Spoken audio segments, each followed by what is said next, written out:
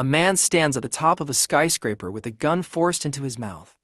The man holding the gun is Tyler Durden, calm, confident, and completely in control. Beneath the building, explosives are set to destroy several financial towers. As the countdown begins, the man reflects on how his life spiraled into this moment, and the story rewinds to show how it all began. The narrator is an unnamed office worker trapped in a dull corporate routine. His life is defined by deadlines, flight schedules, and furniture catalogs. He believes owning the right things will make him whole, yet the more he buys, the emptier he feels. Sleep never comes. Insomnia consumes him so completely that reality begins to blur, and he feels detached from his own existence. Searching for relief, he discovers an unusual escape: support groups for people suffering from terminal illnesses. Though he doesn't belong, witnessing genuine pain allows him to cry, release years of suppressed emotion, and finally sleep. These meetings become his emotional lifeline, a place where pretending to be broken makes him feel human again. That fragile piece is shattered when he meets Marla Singer. Like him, she doesn't belong there. Her presence reflects his own life back at him, and suddenly the support groups no longer work. His insomnia returns, and his sense of identity begins to fracture. Marla becomes a symbol of everything he's trying to avoid: truth, chaos, and emotional exposure. Soon after, the narrator meets Tyler Durden on a flight. Tyler is charismatic, reckless, and outspoken. He openly rejects consumer culture and mocks the idea that possessions define a person's worth.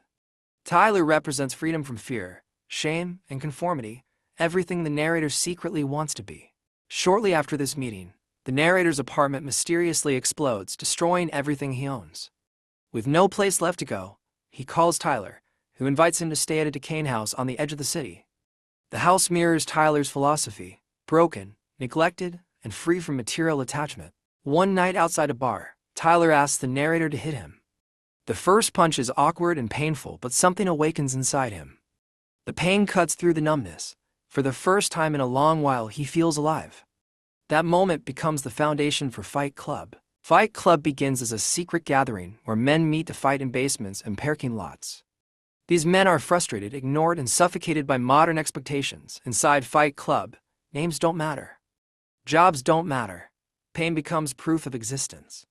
Bruises become identity. As Fight Club spreads, it grows more organized and more dangerous. Tyler's speeches become more extreme, encouraging men to abandon their individuality. Fight Club slowly transforms into Project Mayhem, a disciplined underground movement devoted to chaos and destruction. Members shave their heads, follow orders blindly, and give up their identities entirely. The narrator becomes increasingly uncomfortable. He notices people obeying him and Tyler, without question, calling him sir and carrying out plans he doesn't remember approving.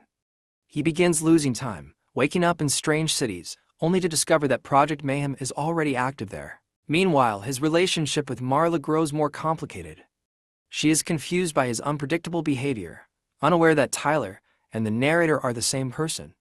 The narrator wants to protect her, yet constantly hurts her without understanding why. Eventually, the truth is revealed. Tyler Durden does not exist. Tyler is a split personality, created by the narrator's fractured mind as a response to his unbearable life. Tyler embodies everything the narrator suppressed: aggression, confidence, rebellion, and control.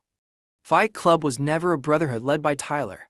It was a psychological war within one man. As Project Mayhem prepares its final act, the destruction of financial institutions meant to reset society, the narrator desperately tries to stop it. He confronts Tyler, realizing that the only way to end this chaos is to reclaim control of himself. In a final act of painful clarity, the narrator sacrifices the illusion Tyler represents. By doing so, he accepts responsibility for his actions and chooses reality over fantasy, even if that reality is broken.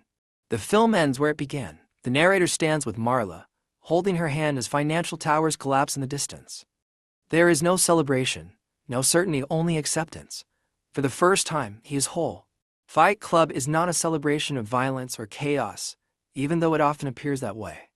Instead, it is a warning about what happens when identity is built on anger and meaning is chased through destruction.